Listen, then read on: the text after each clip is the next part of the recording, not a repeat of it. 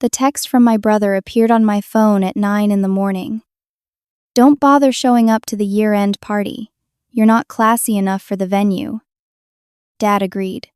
I stared at those words while sitting in my tiny studio apartment, the one I rented after leaving the family mansion 3 years ago. My hands shook, not from hurt this time, but from something else entirely. I typed back, "True, my party is somewhere else." Then I opened my laptop and transferred $2 million from my account. It was time they learned who I really was. I closed my laptop and sat back in my desk chair, watching the confirmation email appear in my inbox.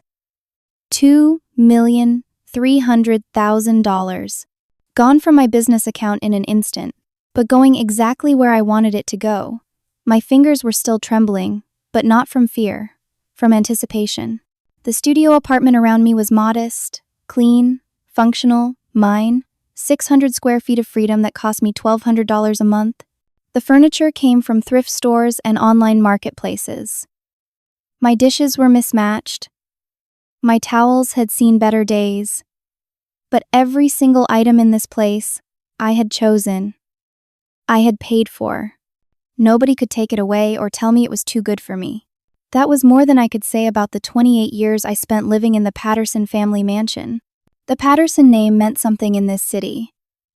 My father, Gerald Patterson, ran Patterson Luxury Imports, a business worth about $50 million.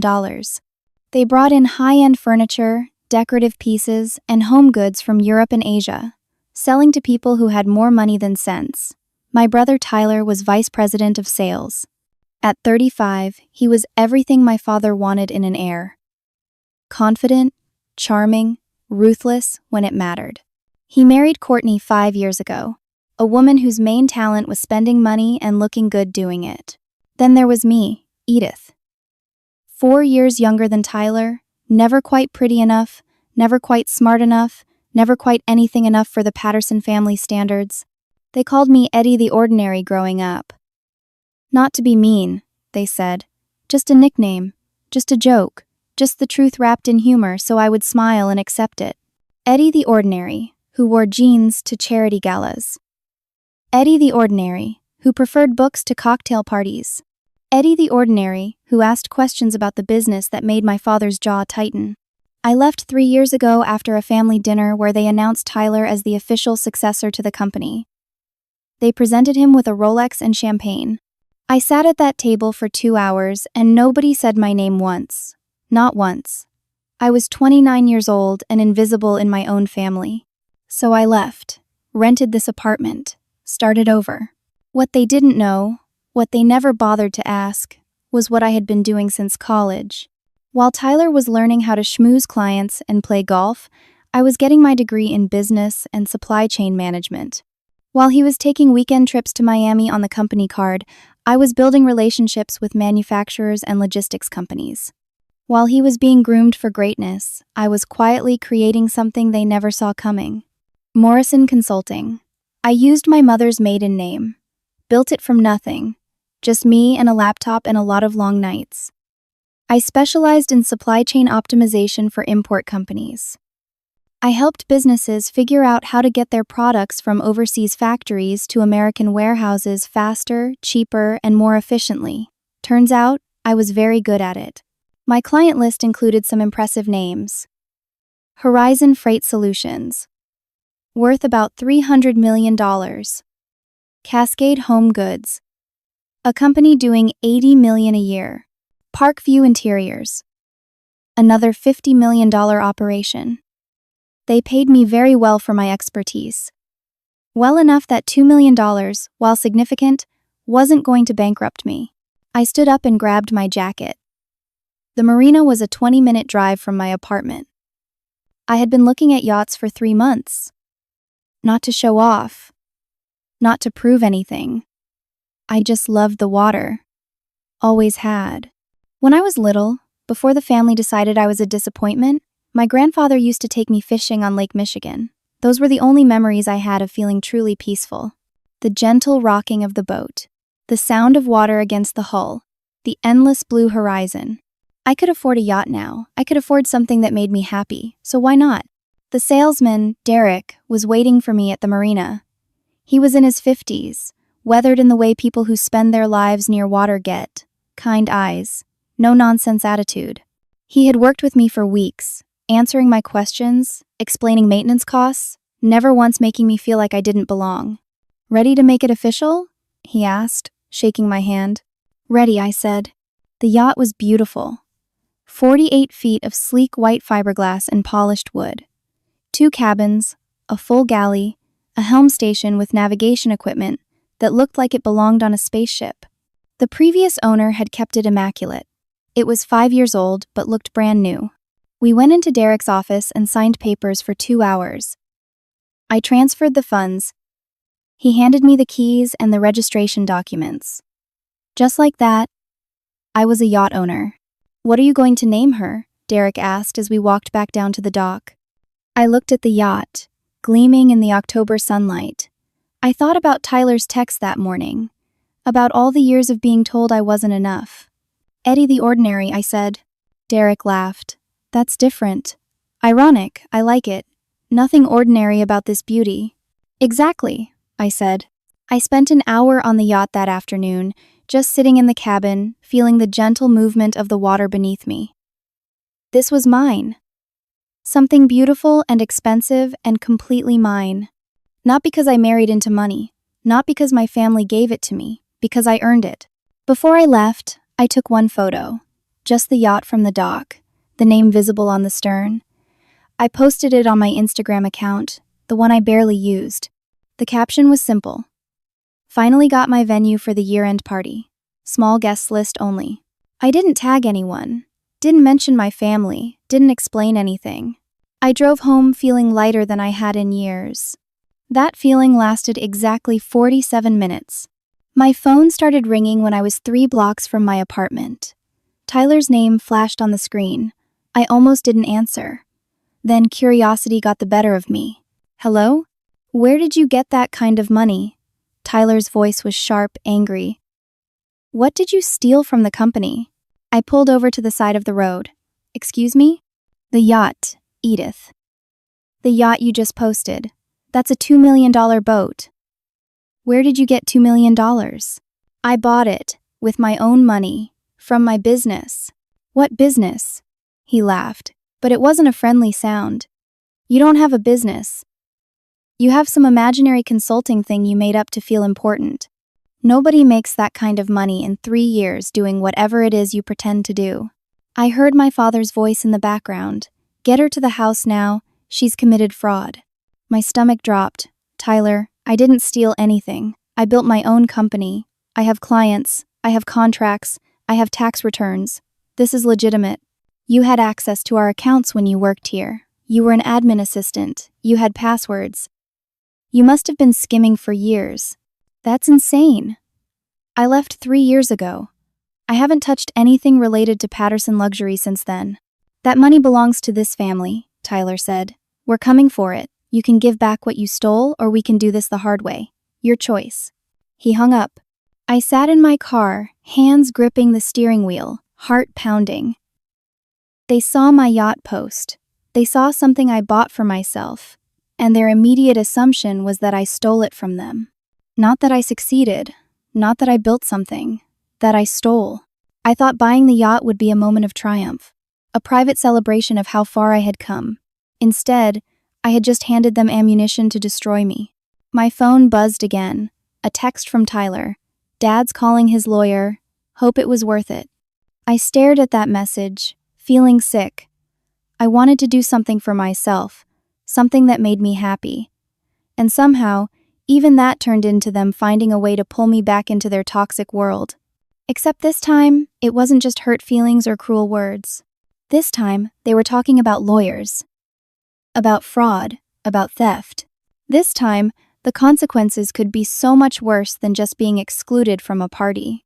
The next morning, I found a thick envelope slipped under my apartment door. My hand shook as I opened it. Brennan and Associates, my father's law firm. The letterhead alone probably cost more than my monthly rent. The letter was 3 pages of legal jargon that boiled down to something simple and terrifying. They were alleging I had embezzled $2.5 million from Patterson Luxury Imports. They were demanding a full audit of my personal and business finances. They were threatening criminal charges if I didn't cooperate immediately. I called my lawyer. Well, not my lawyer. I didn't have a lawyer. I called Patricia Hughes, a name I found online after searching for 2 hours the night before. She had good reviews and specialized in cases involving powerful families. Her consultation fee was $200, which I paid over the phone. "Come to my office this morning," she said after I explained the situation. "Bring everything: bank statements, business incorporation papers, client contracts, tax returns, everything." 3 hours later, I sat in her conference room with file folders spread across the table. Patricia was in her 50s, with gray hair cut short and glasses that made her look like a stern librarian. She went through my documents methodically, making notes, asking questions. "This is solid," she said finally. "Morrison Consulting is legitimate. Your income is legitimate. Your tax returns show exactly where the money came from. The yacht purchase is clean. They don't have a case. Then why are they doing this? Because they think you'll fold. Because they think you'll get scared and give them what they want to make it stop. It's intimidation, not actual legal strategy. But they mentioned criminal charges. They can mention whatever they want. Actually proving you committed fraud? That requires evidence. Real evidence. Not just assumptions." Patricia leaned back in her chair. "However, I need to be honest with you. Fighting this will be expensive. Even a frivolous lawsuit costs money to defend. We're looking at $50,000 to $100,000 in legal fees. Possibly more if they drag it out." I felt sick. I have the money, but that's a lot. It is, and that's what they're counting on. They think you'll decide it's cheaper to just give up. What if I go talk to them, explain everything, show them the documents? Patricia gave me a look that said I was being naive. "You can try. But in my experience, people who file papers like this aren't interested in explanations. They're interested in winning." I went anyway. I had to try. The Patterson family mansion sat on 3 acres in the nicest part of the city.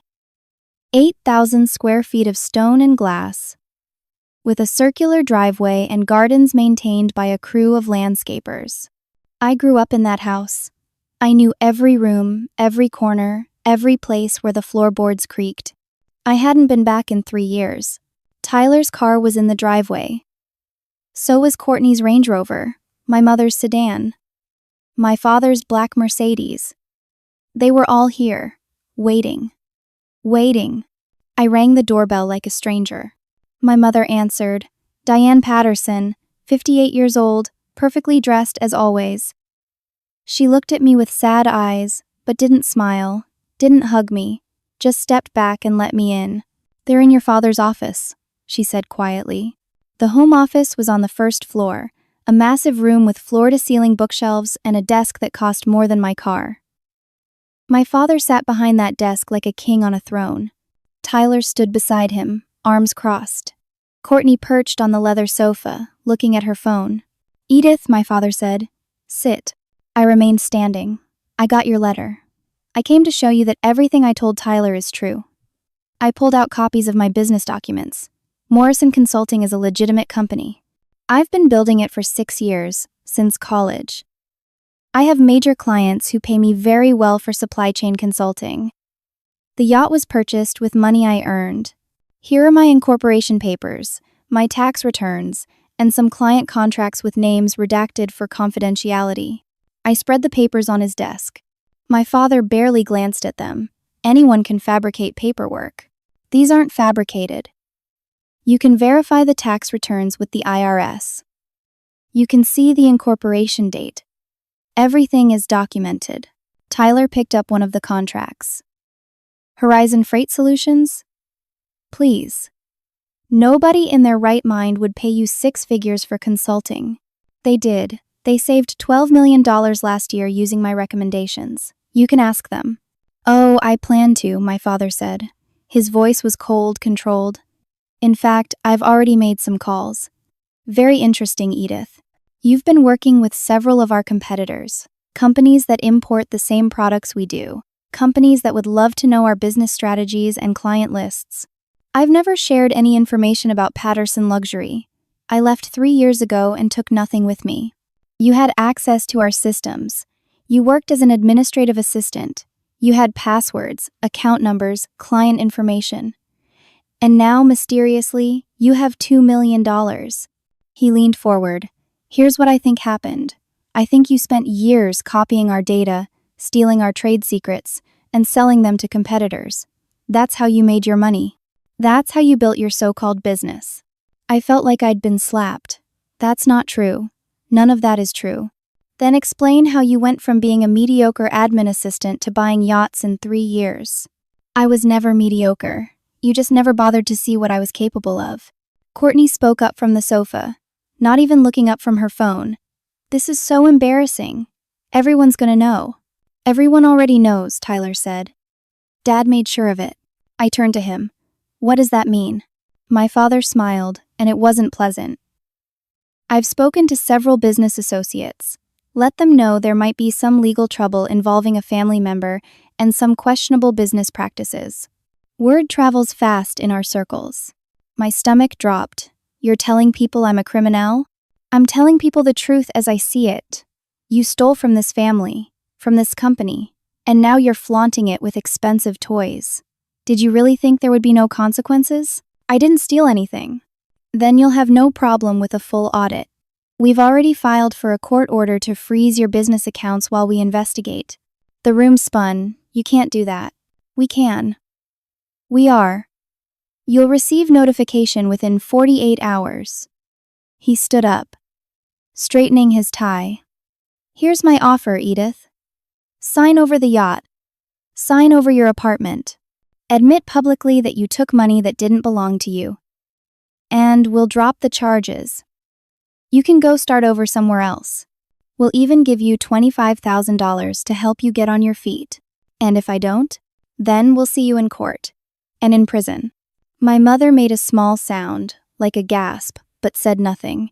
I looked at each of them. My father, cold and certain.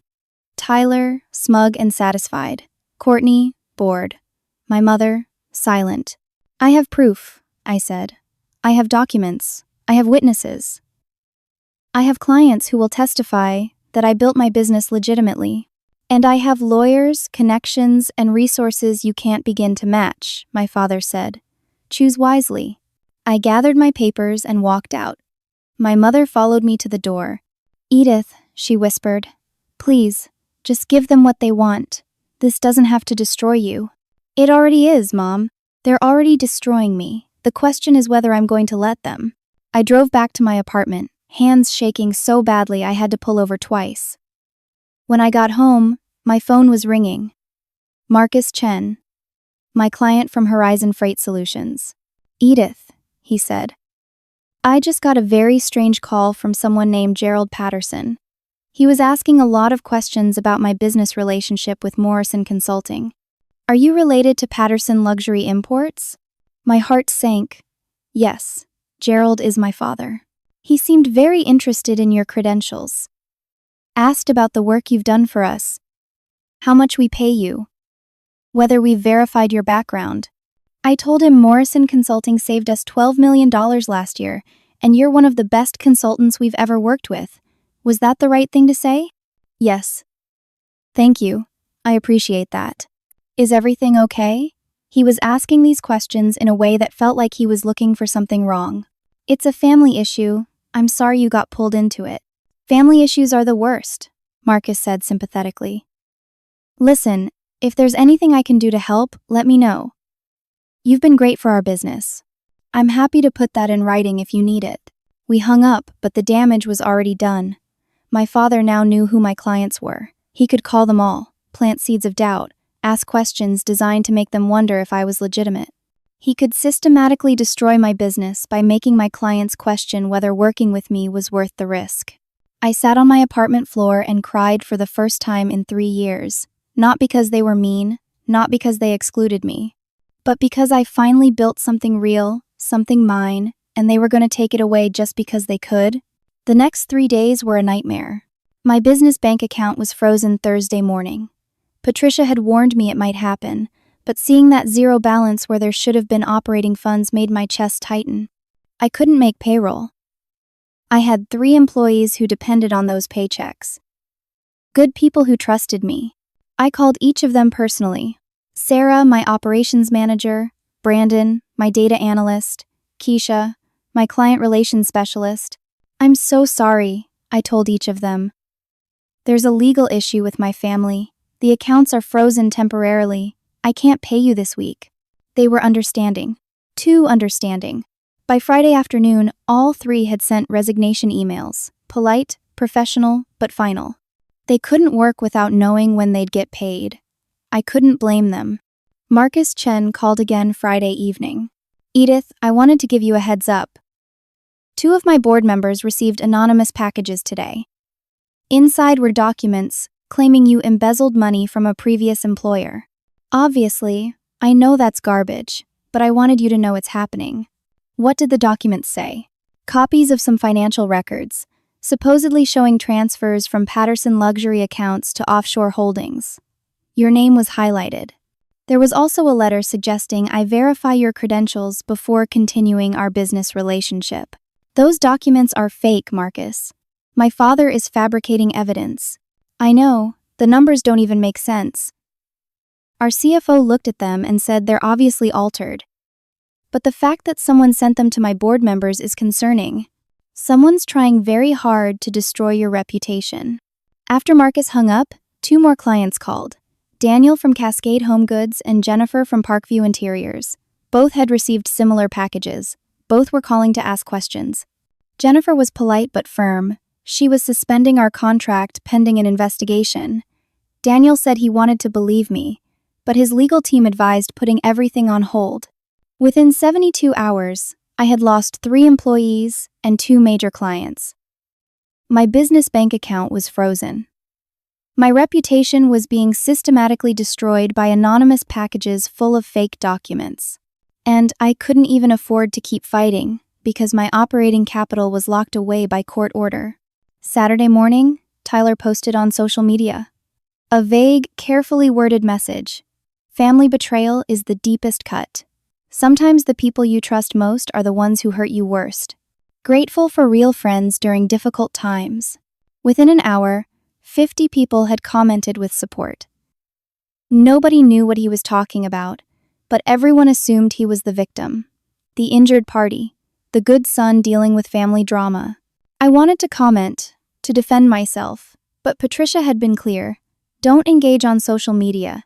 Anything I said could be used against me in court. So I said nothing, and my silence looked like guilt. Sunday evening, my mother called. Edith, please, this has gone too far. Just give them the yacht, sign the papers. This will all stop. Why are you on their side, Mom? I'm not on anyone's side. I'm trying to protect you. By telling me to surrender? By telling me to admit to something I didn't do? By telling you to be realistic. Your father has resources you don't have. He has lawyers and connections and money. You can't win this fight. So I should just let them destroy everything I built? She was quiet for a long moment. Sometimes losing the battle means you can live to fight another day. Or sometimes it means I'm teaching them they can take whatever they want from me whenever they want it. Edith, please. I have to go, Mom. I hung up and sat in my empty apartment looking at the walls. I had started over once. Left the family mansion with 2 suitcases and hope. Built something from nothing. And now I was watching it all crumble. Monday morning, Courtney posted photos from brunch. Her and Tyler and several friends at some upscale restaurant, smiling and laughing. The caption, surrounding yourself with real ones during tough times. Family first, always. The comments were full of people asking if everything was okay, offering support, calling Courtney strong and brave. I had no idea what I was supposed to be strong or brave about. I bought a yacht with money I earned. That was it. That was my crime. Tuesday afternoon, the marina manager called me. Miss Patterson, I need to inform you of an incident last night. My stomach dropped. What kind of incident? Someone tried to board your yacht around 2 in the morning. Our security spotted them on camera.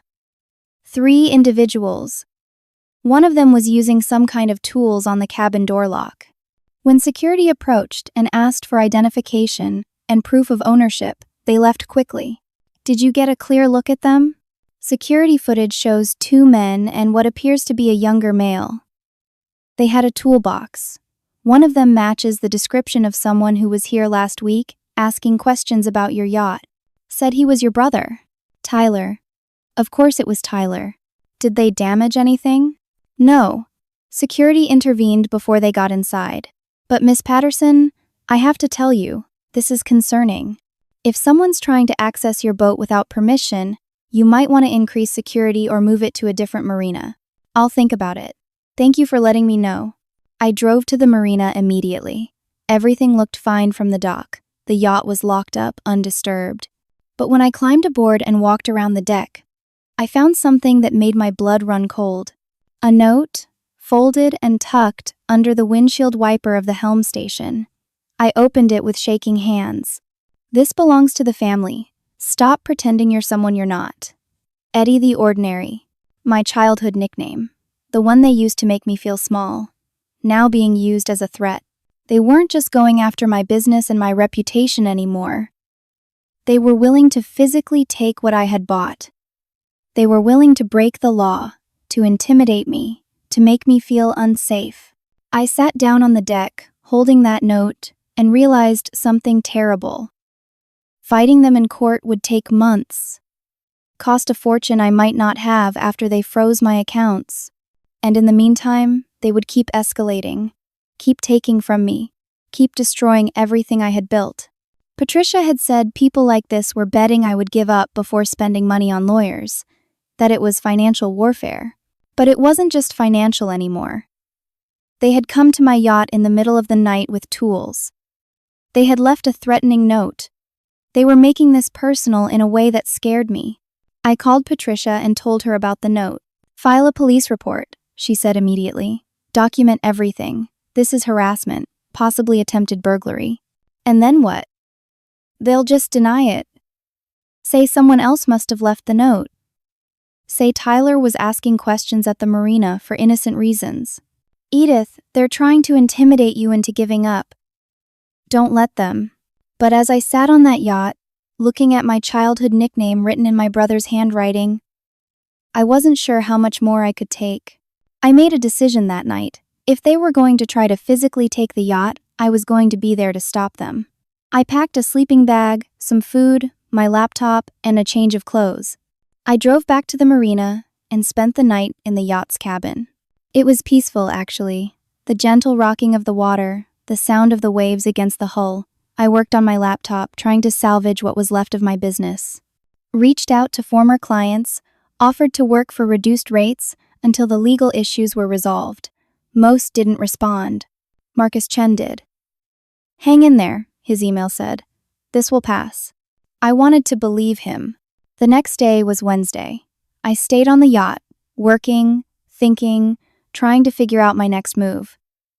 Patricia had filed motions to unfreeze my business account and to dismiss the embezzlement allegations.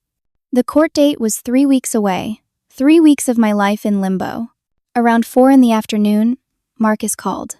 Edith, I wanted to give you some information. I hope this doesn't overstep, but after I got those fake documents about you, I had my financial team take a look at Patterson Luxury Imports. Just out of curiosity, you understand, and as a courtesy to you, since these allegations seemed so baseless. Okay, I said slowly. Here's the thing. Your father's claims about missing money, the allegations he's making against you, the dates don't match up with the actual financial records that Patterson Luxury has filed publicly. Either their accountant is really bad at their job, or someone's fabricating evidence. I sat up straighter. What do you mean? The fiscal year he's claiming you had access to their accounts and allegedly transferred funds. Patterson Luxury's public filings show completely different numbers. The amounts don't match. The dates are wrong. If $2.5 million had gone missing when he says it did, it would show up in their quarterly reports to shareholders.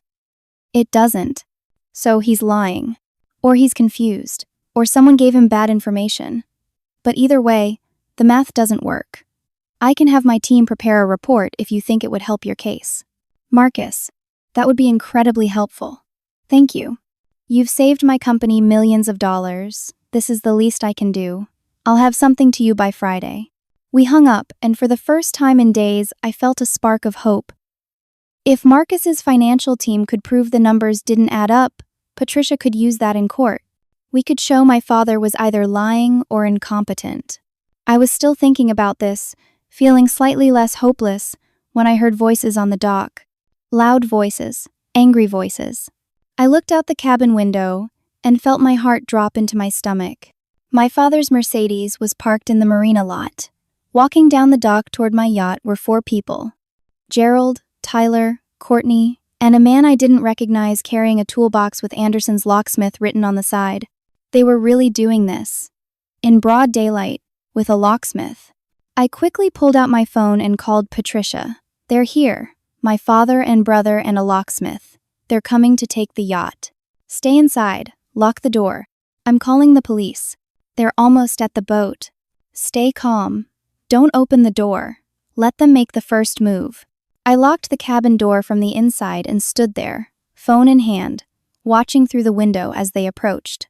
My father's voice carried across the water. Edith, open this door. This yacht was purchased with stolen funds, which makes it family property. Tyler stepped up beside him. We have a locksmith here. We're coming in whether you cooperate or not. The locksmith looked uncomfortable. He was a middle-aged man with a weathered face, probably just trying to do his job. Sir, I need to see proof of ownership before I can open this lock. My father pulled papers from his jacket pocket. Here, these documents show the money trail from our company to this purchase. The yacht belongs to Patterson Luxury Imports. I knew those papers were fake. The same fabricated documents Marcus had debunked, but the locksmith didn't know that. Those are fraudulent, I yelled from inside the cabin. I have my actual purchase documents. This yacht is mine. I bought it with my own money from my own business. Courtney's voice was shrill, cutting. You're pathetic, Edith. Just give up already. Nobody believes your little story. I'm calling the police, I shouted back. Call them, my father said calmly. We'll be happy to show them our evidence of your theft. The locksmith was examining the cabin door lock. This is a good lock. It's going to take me a few minutes. Take your time, Tyler said. She's not going anywhere.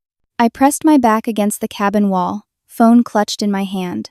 Patricia had said the police were on their way, but what if they didn't get here in time? What if the locksmith opened the door and my family just pushed their way in? What would I do? I heard metal scraping against metal. The locksmith working on the lock. My heart was pounding so hard I could hear it in my ears. Got it, the locksmith said. The lock clicked. The door started to open. And then a voice from the dock, clear and authoritative. Stop right there, nobody move. Everyone froze. The cabin door swung fully open, revealing not just me standing there, but another person, a woman in a dark suit, holding up a badge. Special Agent Laura Brennan, FBI Financial Crimes Unit, she said. Gerald Patterson, Tyler Patterson, I suggest you and your locksmith step away from this vessel immediately. My father's face went white. Tyler's mouth fell open. Courtney actually stumbled backward. The locksmith dropped his tools. What is this? My father demanded, but his voice had lost its confident edge. Mr. Patterson, you and your son are currently under investigation for wire fraud and falsifying financial documents. I've been reviewing Patterson Luxury Imports' financial records, and there are significant discrepancies. I suggest you not compound your legal troubles by attempting to seize property that doesn't belong to you. This yacht was purchased with stolen money, my father insisted, but he sounded less certain now. No, it wasn't. Miss Patterson's financial records have been thoroughly reviewed. Morrison Consulting is a legitimate business. The yacht was purchased with legitimate funds. What's not legitimate are the documents you've been circulating claiming money was stolen from your company. Agent Brennan stepped fully onto the yacht, standing next to me. Tyler and my father were still standing on the dock, looking like they'd been hit by a truck. How did you, Tyler started to say, then stopped. Mr. Chen from Horizon Freight Solutions contacted our office yesterday morning. When he received your fake documents, Mr. Patterson, he had his financial team look into them. They found multiple red flags. He reported it to the State Business Bureau, which escalated to us. We've been reviewing Patterson Luxury's filings for the past 18 hours. My father's hands were shaking. This is a misunderstanding, a family dispute that got out of hand. Wire fraud and falsifying financial documents aren't family disputes, Mr. Patterson. They're federal crimes. Courtney was already backing away down the dock. I had nothing to do with this. This was all them. I just found out about it. Agent Brennan looked at her with barely concealed disdain. You might want to get a lawyer, Mrs. Patterson. The locksmith was gathering his tools as fast as he could. I was just hired to open a lock. I don't know anything about fraud. You're free to go, Agent Brennan told him. He practically ran back down the dock. Tyler found his voice. This is insane. We're not criminals. We're trying to protect our family's assets from a thief. The only thieves here are you and your father, Agent Brennan said. Now, I'm asking nicely. Leave this marina. If you attempt to approach Miss Patterson or her property again, you'll be arrested for harassment and attempted theft. Am I clear? My father drew himself up, trying to regain some dignity. We'll see what our lawyers have to say about this. I'm sure you will, and I'm sure they'll explain just how much trouble you're in. Good day, Mr. Patterson. They left. Slowly, reluctantly, but they left. Tyler kept looking back over his shoulder like he couldn't believe what just happened. Courtney was already on her phone, probably calling a lawyer. My father walked with stiff dignity, but I could see the fear in his eyes. When they were gone, I turned to Agent Brennan. Thank you, I managed to say. I don't know how you knew to be here. Mr. Chen called our office and explained the situation. When we started looking into Patterson Luxury's records, we found enough irregularities to open an investigation. I came here because Mr. Chen mentioned your family had been threatening to seize your yacht. I wanted to make sure that didn't happen. So they really are under investigation? Yes, and it's serious. The documents they've been circulating are clearly falsified. But more importantly, when we looked into Patterson Luxury's actual financial records, we found evidence of long-term embezzlement. Someone has been skimming money from the company for years through fake vendor accounts. I sat down on the cabin bench, legs suddenly weak. They accused me of stealing. But they were the ones stealing all along. Projection is common in cases like this. When you left 3 years ago, they may have worried you'd seen something. Building a case against you was insurance. What happens now? We continue our investigation. We'll need to interview you formally, since you had access to company files when you worked there. You might have seen documents that are relevant, but you're not a suspect, Miss Patterson. You're a witness. Agent Brennan gave me her card and left. I sat in the yacht cabin for a long time, trying to process what just happened. The FBI was investigating my father and brother for the same crime they accused me of committing. But instead of feeling victorious, I felt exhausted and worried. Because if they were desperate enough to come here with a locksmith in broad daylight, how much more desperate would they become now that federal investigators were involved? This wasn't over. It was just beginning. And I had a terrible feeling it was going to get much worse before it got better. Agent Brennan asked me to come to the FBI field office the next morning. She had questions about my time working at Patterson Luxury, about the files I had access to, about anything unusual I might have noticed. I spent 4 hours in a small conference room, going through everything I remembered. The vendor accounts that seemed to have strange payment schedules. The invoices that didn't quite match the inventory records. The offshore accounts I saw mentioned in emails but never fully understood. You were more observant than they probably realized, Agent Brennan said. These details are helpful. I just thought the company was disorganized. I didn't know they were stealing. Most people wouldn't.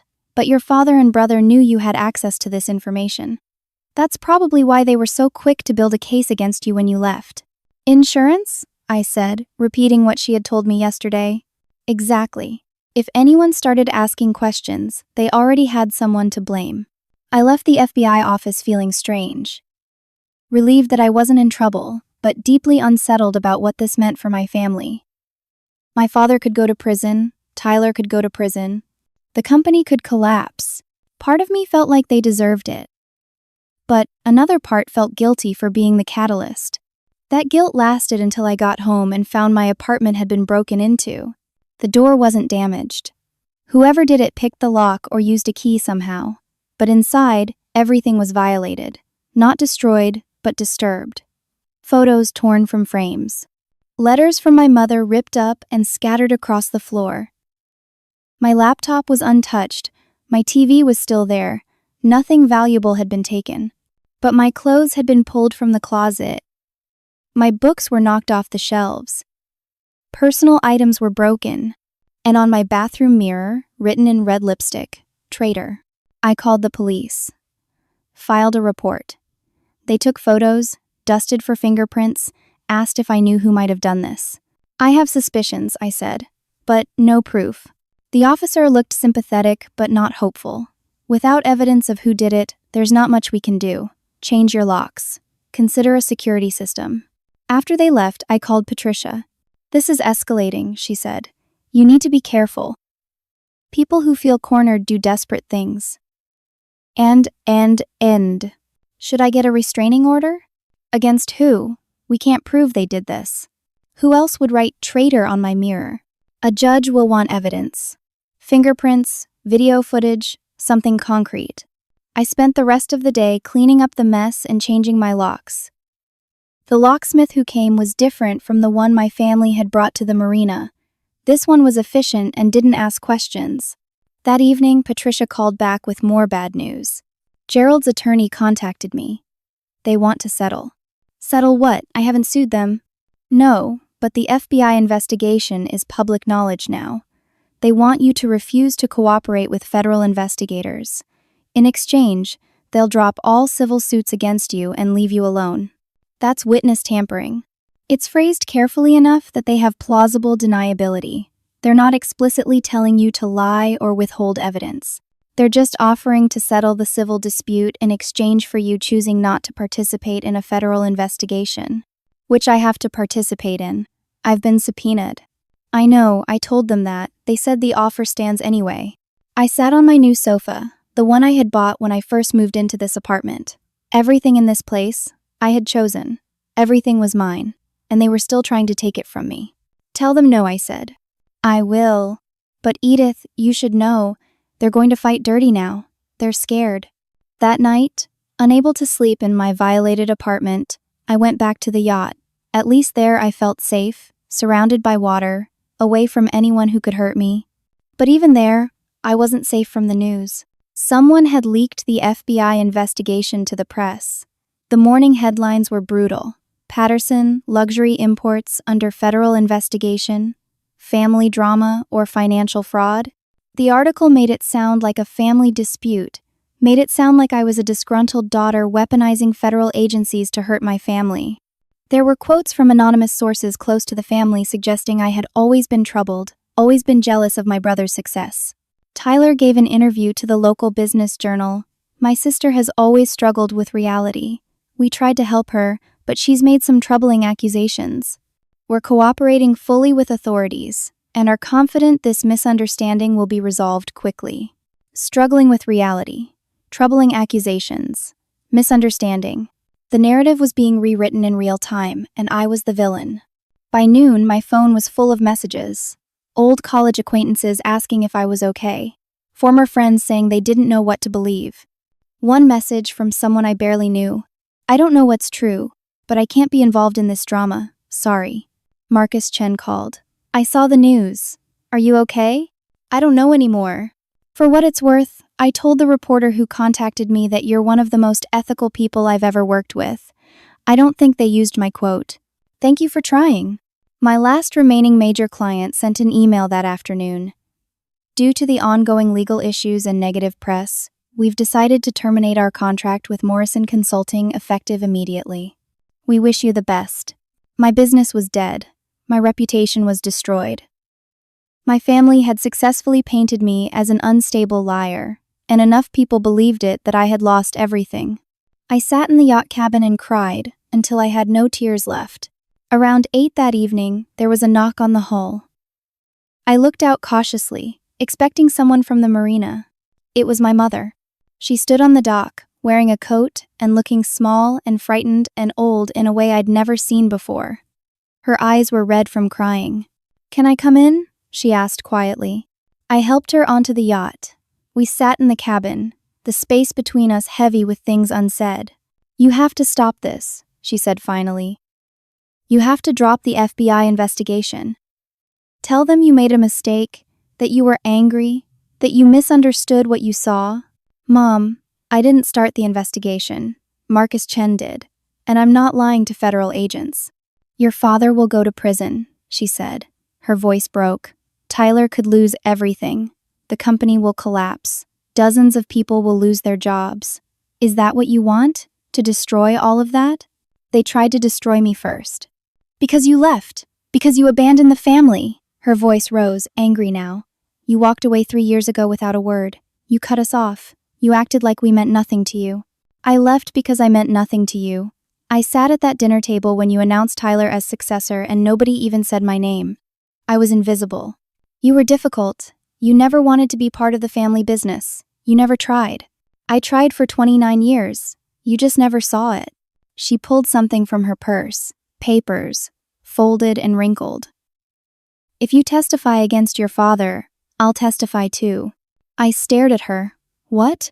"I'll testify that you had access to those accounts, that you suggested the vendor scheme to your father years ago, that you were always the one pushing him to cut corners and hide money. I'll say you were unstable, that you lied constantly, that you invented this consulting business as a cover." "Mom, that's perjury. That's lying under oath. I'd do anything to protect this family." Her eyes were hard now, determined. "The question is, would you destroy it?" I felt something inside me break. "You knew, didn't you? About the stealing, about the fake vendor accounts. You've always known." She didn't answer, but her silence was confirmation. "You're not an enabler because you're weak," I said slowly. "You're complicit. You've been complicit for years. Families protect each other, Edith. That's what you never understood." "No, Mom. Families are supposed to love each other, support each other, not cover up crimes, and destroy anyone who threatens the lie." She stood up. "You have 3 days to decide. Drop the investigation, or I'll make sure everyone believes you're the criminal, not your father. Who do you think they'll believe? A mother protecting her family, or an estranged daughter with a grudge?" She left without another word. I sat in the dark cabin for hours, thinking about her threat. She would lie under oath. She would destroy me to save my father and brother. The one person I thought might still love me, somewhere underneath all the dysfunction, was willing to sacrifice me completely. The FBI investigation I thought would vindicate me had instead given my family a reason to annihilate me. Every move I made to defend myself created a worse situation. I was losing everything, and they were still not satisfied. They wouldn't be satisfied until I was completely broken. 2 weeks passed in a kind of fog.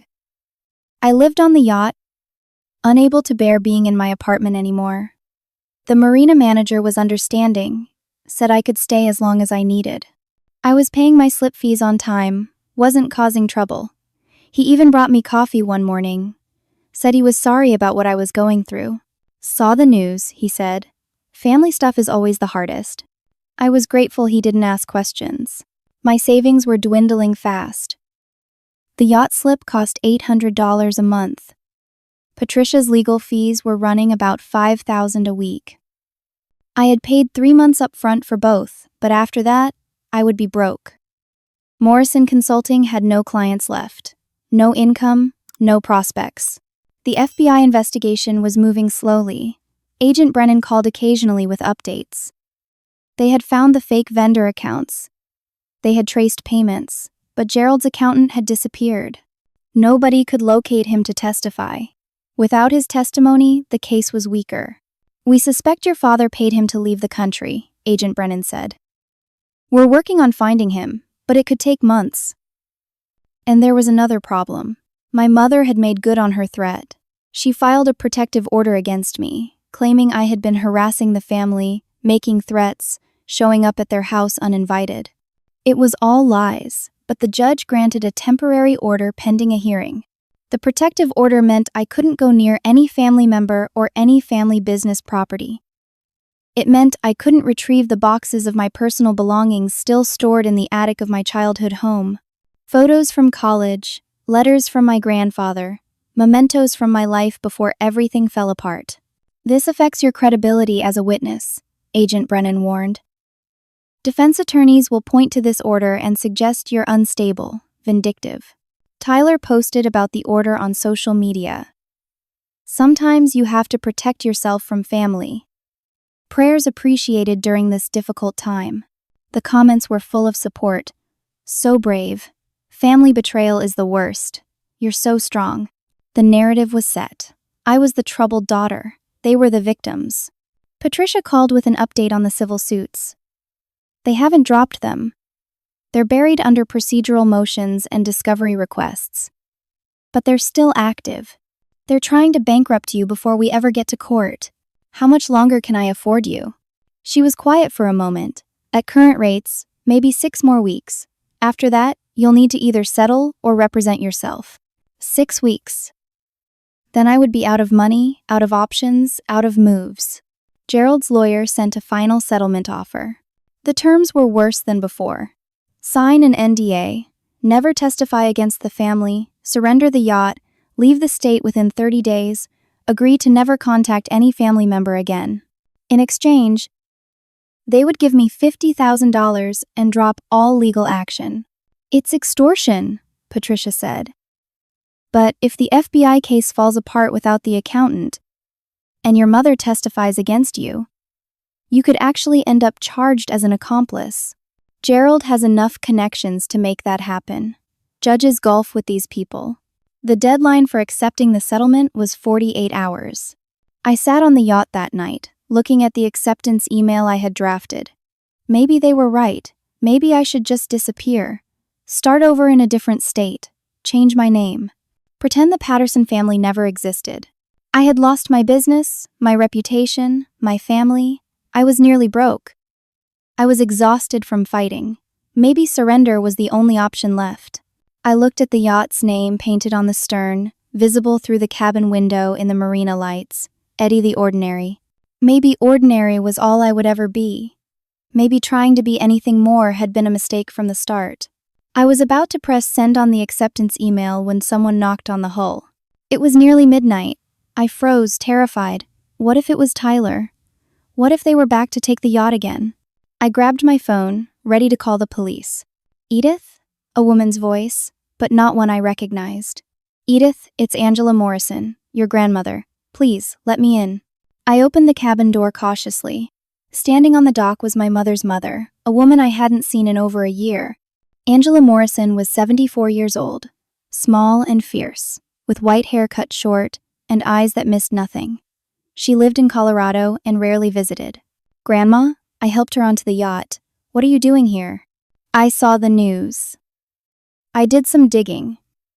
And I'm here to help you fight back. We sat in the cabin.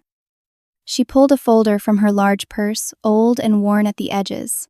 Your grandfather, my late husband Michael Morrison, started Patterson Luxury Imports 52 years ago, she said. When he died 20 years ago, he left the company to your mother Diane, not your father. Everything. 51% controlling interest. I stared at her. What? Gerald convinced Diane to sign over controlling interest to him when you were a baby. Said it was for tax purposes, for legal protection, for estate planning, but I kept the original documents. Your mother owns 51% of Patterson Luxury Imports. She always has. She spread the papers on the cabin table. Incorporation, documents, stock certificates, transfer agreements. All signed and notarized. All legitimate. I don't understand. Why are you showing me this now? Because Diane won't use them. She's terrified of Gerald. She's been terrified of him since the day she married him. He controls her through fear and money and making her believe she's nothing without him. Angela's eyes were fierce. But you're not afraid of him, are you? I'm terrified of him. But you're still fighting. That's the difference. I looked at the documents, barely believing what I was seeing. If Mom is the majority owner, she can call for an emergency board vote. She can remove Dad as CEO. Yes. And once he's removed, he loses access to the company accounts. The FBI can get everything they need. The fake vendor accounts, the offshore transfers, all of it. But Mom won't do it. She told me she'd testify against me to protect him. Angela sighed. Your mother has been under Gerald's thumb for 35 years. She doesn't remember how to stand up for herself anymore. But I do. And I'm hoping you do too. Why didn't you do this years ago? Because I'm a coward, Angela said simply. I watched Gerald control my daughter, watched him hurt you, watched him turn Tyler into a smaller version of himself. And I did nothing because I was afraid of losing Diane completely. But I can't watch anymore. I can't watch him destroy you the way he destroyed her. She pulled another paper from the folder. There's something else. Gerald has an account in the Cayman Islands. $12 million. I found out through an old friend who works in international banking. That money came from Patterson Luxury. Money that should have gone to shareholders, to employees, to your mother. He's been planning his exit strategy. Exactly. When the FBI closes in, he'll take that money and disappear. He'll leave Diane and Tyler to face the consequences alone. I looked at my grandmother, this small woman who had driven all the way from Colorado to give me weapons I didn't know existed. What do you want me to do? I want you to give these documents to your mother. Tell her she has a choice. She can keep protecting the man who's been stealing from her for decades, or she can finally protect herself. And you. She'll never choose me over him.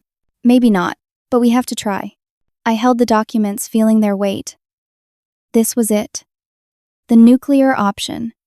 If I used these, I would completely destroy the family power structure. My father would lose everything. Tyler would lose everything. The company might collapse. And my mother would hate me forever.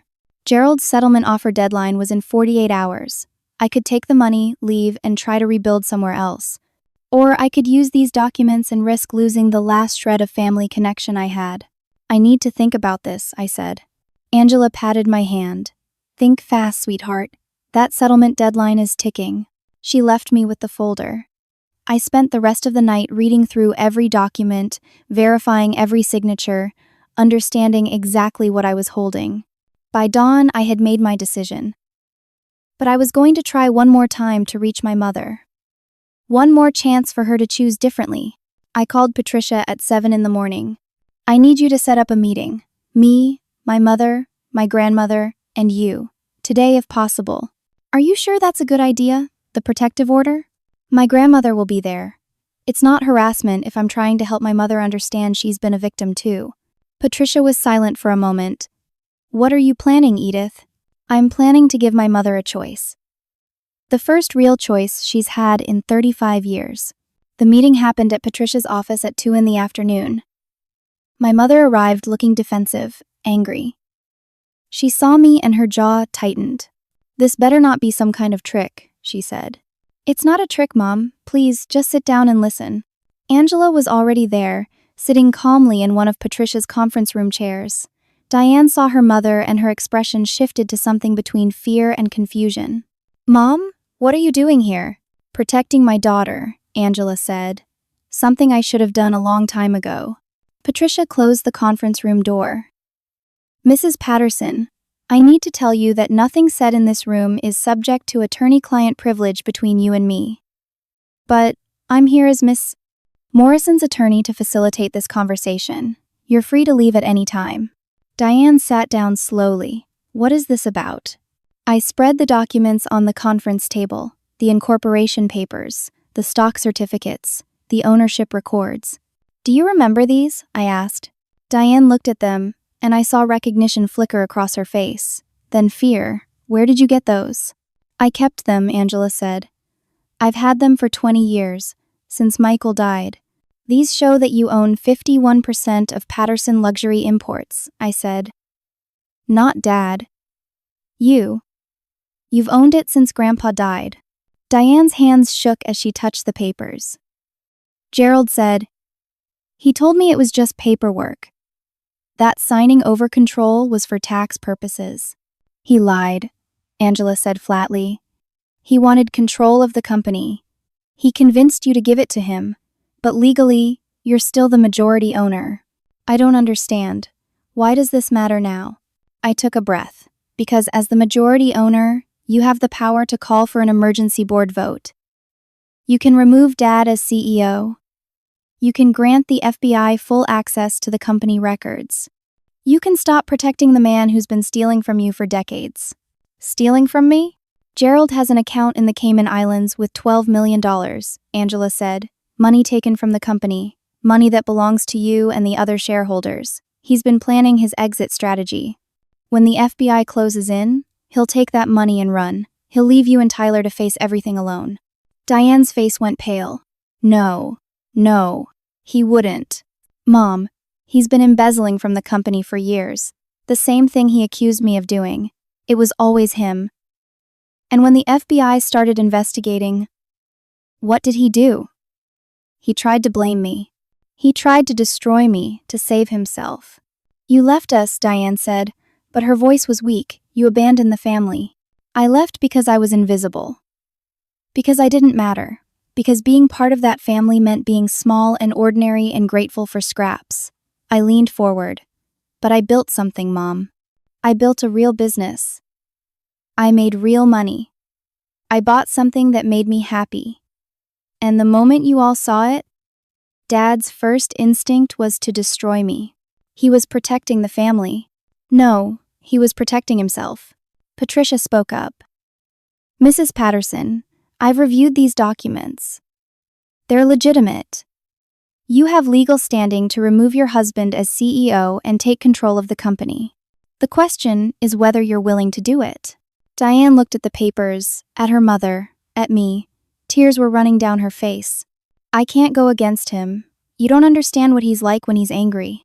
"I do understand," I said softly. "I've spent my whole life knowing what he's like when he's angry. He's made me feel small and worthless since I was a child. Tyler learned from him. They've both hurt me in ways I'll never recover from." "I should have protected you," Diane whispered. "You still can. You can protect both of us, right now. Today." Angela reached across the table and took Diane's hand. "I failed you, sweetheart. I let Gerald control you because I was afraid of losing you. But he's not your protector. He's your jailer. And it's time to unlock the door." Diane cried for a long time. We sat there, letting her process. Finally, she looked up at me. "If I do this, if I remove him as CEO, he'll never forgive me." "Probably not," I said honestly.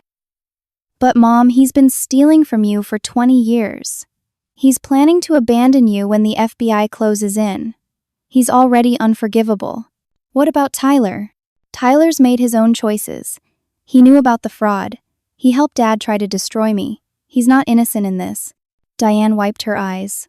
"The company will collapse." "Maybe," Patricia said. "Or maybe it will survive under new management. But either way, you'll be free of a man who's been using you for decades." Diane looked at her mother. "You really think I can do this?" "I know you can. You're stronger than you think. Stronger than he's let you believe." It took another hour. Diane asked questions, read through documents, cried some more, but finally, she nodded. "Okay, tell me what I need to do." Patricia handled the logistics. As the majority shareholder, Diane had the right to call an emergency board meeting. She made the calls that afternoon from Patricia's office, her voice shaking but determined. The meeting was scheduled for the next morning at 9. The board members were confused but compliant. Mrs. Patterson was calling the meeting, so they would attend. That evening, Agent Brennan came to Patricia's office. Diane gave her formal authorization to access all Patterson Luxury Imports financial records. Everything. No restrictions. "This will expedite our investigation significantly," Agent Brennan said. "Thank you, Mrs. Patterson." "Mrs. Patterson." Diane just nodded, looking exhausted and terrified and somehow lighter than I'd ever seen her. The board meeting the next morning was brutal. 8 board members, plus Diane, Gerald, Tyler, and Patricia, present as Diane's legal counsel. Agent Brennan was there too, waiting outside. Gerald was furious the moment he saw me with Diane and Patricia. "What is she doing here? There's a protective order."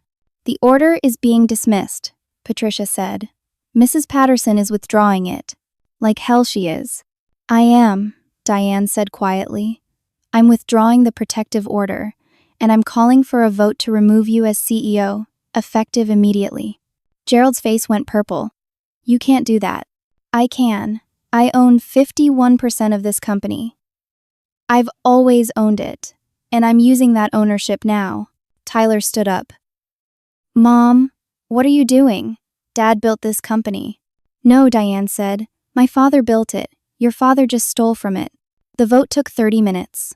Some board members tried to understand what was happening, asked questions about the allegations. Patricia provided them with summaries of the FBI investigation, evidence of the fake vendor accounts, documentation of the offshore money. In the end, the vote was unanimous.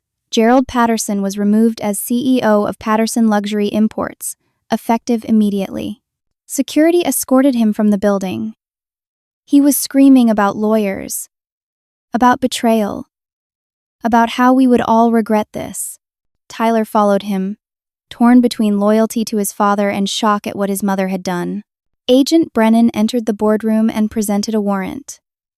With Diane's authorization and the board's cooperation, the FBI began seizing records. They found everything: the fake vendor accounts, the forged invoices, the wire transfers to the Cayman Islands, and within 48 hours, they located Gerald's accountant in Mexico. He agreed to testify in exchange for immunity. Gerald was arrested 3 days later on federal charges: wire fraud, embezzlement, falsifying financial documents. The bail was set at $2 million. Tyler was arrested the next day. His charges were less severe since he had played a smaller role, but he still faced prison time. He eventually took a plea deal: probation, community service, restitution payments. He lost his position at the company. Courtney filed for divorce within a week. Apparently, being married to a convicted fraudster wasn't part of her life plan. All civil suits against me were dropped. The embezzlement allegations were publicly retracted. My frozen business account was released. The protective order was dismissed. Local news covered the story. Patterson Luxury Imports executive arrested for fraud. Daughter was victim, not perpetrator. This time, the narrative was correct. Marcus Chen called me. "I knew you were telling the truth. I'm glad it's over. Thank you for believing me, for starting the investigation. You earned that belief. And Edith, when you're ready to rebuild Morrison Consulting, I'd like to be your first client again." I cried when he said that, good tears for once. My other former clients reached out too, apologizing, asking if I was taking on new work. It would take time, but I could rebuild. Diane and I started having coffee together every Thursday morning. Real conversations. Honest conversations. About her marriage, about her fears, about the years she lost being afraid. "I'm so sorry," she told me during one of those coffee dates. "I'm sorry I didn't protect you. I'm sorry I chose him over you for so long."